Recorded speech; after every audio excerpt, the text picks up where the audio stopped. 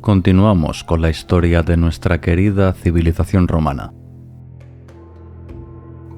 Tras el triunfo en la Segunda Guerra Púnica, Roma se afianza como la principal fuerza dominadora en todo el Mediterráneo, un poder que los orgullosos reinos helénicos no están dispuestos a ceder tan fácilmente. Más en concreto, fue de nuevo el pertinaz Filipo V de Macedonia, que vista la inestabilidad de la región, no dudó en aliarse con Antíoco III, el rey del gran imperio seleucida. El albor del nuevo siglo trajo una serie de pequeñas contiendas por el control de algunas de las polis que conformaban la milenaria civilización griega. Los reinos de Pérgamo y Rodas eran los grandes aliados de Roma en la costa oriental del mar Egeo.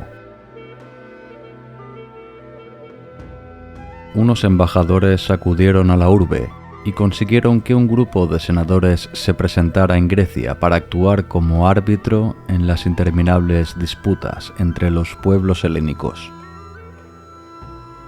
Los enviados romanos conminaron a Filipo V para que depusiera su actitud bélica en pos de una pacificación de la zona.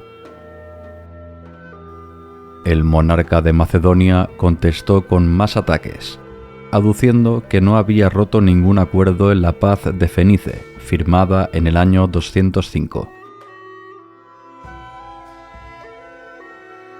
La guerra fue inevitable, y Roma envió una serie de ejércitos consulares que pusieron fin a las ansias expansionistas de Filipo V tras la batalla de Cinoscéfalas, celebrada en el año 197 antes de nuestra era.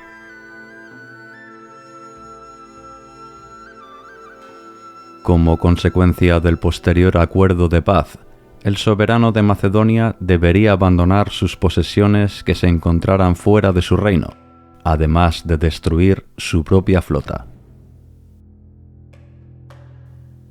Pero las tensiones en la antigua Grecia parecía que nunca terminaban de atenuarse. El rey espartano Nabis ocupó bajo consentimiento romano la ciudad de Argos, perteneciente a la Liga Aquea. Esta misma confederación protestó ante los cónsules romanos, que de facto ya actuaban como moderadores entre las disputas de los diferentes pueblos helenos. Todo desembocó en un asedio romano y posterior ocupación de la orgullosa ciudad de Esparta. En el 191 fueron los etolios quienes se rebelaron y animaron al rey seleucida Antíoco III a ocupar diversos territorios pertenecientes a los aliados de Roma. El cónsul Manio Acilio Gabrión tomó cartas en el asunto e hizo retroceder al ejército seleucida hasta el paso de las Termópilas. El cónsul Gabrión era gran conocedor de la historia griega y sabía de la ruta alternativa que existía en aquel lugar, revelada por el traidor Efíaltes de Tesalia al rey persa Jerjes I, casi 3 siglos atrás. 300 valerosos soldados espartanos comandados por el legendario Leónidas resistieron ferozmente el avance de las tropas del Imperio Aqueménida.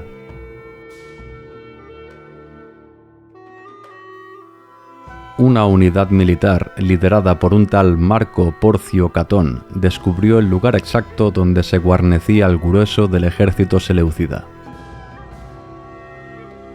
Gracias a esta revelación, las fuerzas de Antíoco III fueron hostigadas y derrotadas hasta que el orgulloso rey seleucida no tuvo más remedio que regresar hacia Éfeso, a sus dominios al otro lado del Helesponto. Roma avanzó de manera firme hasta encontrar la última resistencia etolia en las ciudades de Naupacto, Anfisa y Lamia, unas polis que sucumbieron ante la llegada del cónsul Lucio Cornelio Escipión, acompañado de su hermano Publio Cornelio Escipión Africano, el héroe de la Segunda Guerra Púnica. Los escipiones persiguieron a Antíoco III y consiguieron derrotarlo en la batalla de Magnesia, una absoluta catástrofe para los intereses seleucidas, cuyo monarca se vio obligado a firmar un vergonzante tratado conocido como la Paz de Apamea. Antíoco III renunciaba a toda pretensión en suelo europeo, además de abonar unas cuantiosas indemnizaciones a Roma. Mientras todo esto pasaba en Grecia, Roma continuaba su expansión en la Galia Cisalpina e Hispania. Tras la Segunda Guerra Púnica, Roma dividió sus territorios íberos en dos provincias, la Citerior, que comprendía la costa este desde los Pirineos hasta Cartagena, y la Ulterior, un territorio que englobaba la actual Andalucía. Más allá de estas fronteras, existían una miríada de tribus autóctonas, los carpetanos, los bacceos o los arébacos, entre muchos otros. Diferentes pueblos íberos se revolvieron contra el ansia expansionista de Roma en el año 197 y consiguieron poner en jaque a las legiones consulares ubicadas en la Hispania Ulterior y Citerior. Fueron 2 años de auténtico infierno para los cónsules destinados a Hispania, un tiempo plagado de sonoras derrotas y humillaciones para los intereses de Roma. Marco Porcio Catón fue elegido cónsul en el año 195 y por sorteo le tocó como destino la Hispania Citerior. El tenaz y rancio senador consiguió derrotar definitivamente a un ejército combinado indígena en la batalla de Emporion, escenario donde perdieron la vida unos 40.000 aguerridos soldados autóctonos. Catón el Viejo recorrió de norte a sur la Hispania Citerior sin apenas resistencia, hasta llegar a la Turdetania, el territorio más al oeste de la provincia Ulterior. El ejército consular se encontró con sus colegas liderados por los pretores Apio Claudio Nerón y Publio Manlio.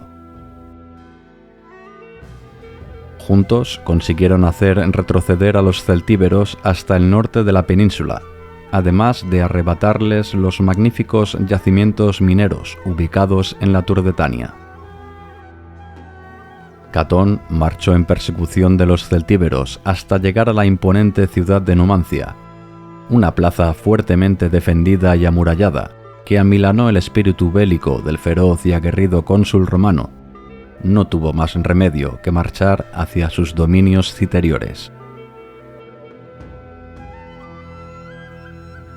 El año consular se acababa y Marco Porcio Catón deseaba dejar una provincia saneada y pacificada a su sucesor.